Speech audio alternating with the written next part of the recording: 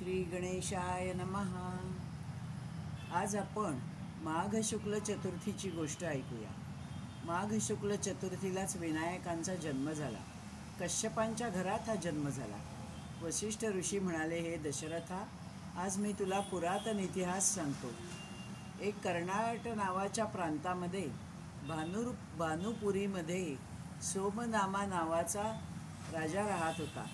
देव विप्र अतिथींचा सत्कार करायचा। तो शस्त्रास्त्रांमध्ये तज्ज्ञ होता।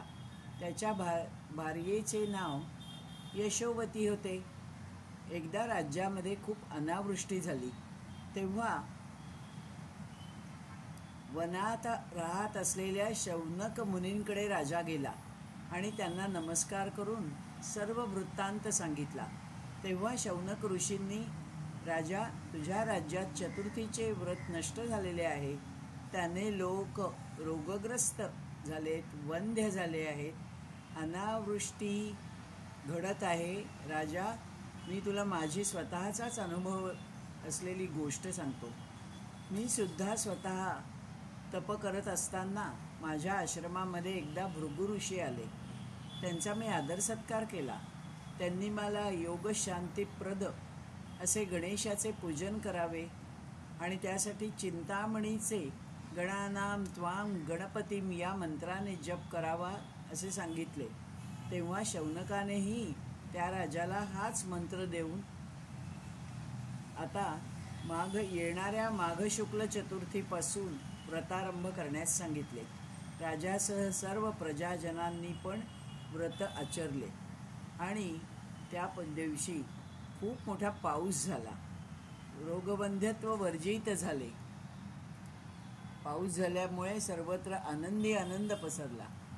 दुसरी एक छोटीशी कथा अशी आहे की कौंडिण्य नगरामध्ये एक अंत्यज राहत होता। त्याचे नाव भानुनामा। तो नेहमी वनामध्ये हिंडून सगळ्यांना मार्गामध्ये अडवत असे आणि जबरदस्तीने लुटतही असे। एकदा वनात हिंडत असताना त्याला कोणीही पांथस्थ दिसला नाही। तो प्रतीक्षा करत होता। ती माघी शुक्ल चतुर्थी होती। अन्न जलाशिवाय तो रात्री गुहेतच राहिला। सकाळी घरी गेल्यावर घटाघटा पाणी प्यायला। कदाचित ते पाणी विषग्रस्त होते, त्यामुळे तो ते ओकून पडला आणि मृत्यू पावला। अजाणता घडलेल्या व्रतामुळे सुद्धा अंत्यज अवचित असा चतुर्थी व्रत करून मुक्त झाला। असे हे माघ चतुर्थीचे महात्म्य। धन्यवाद।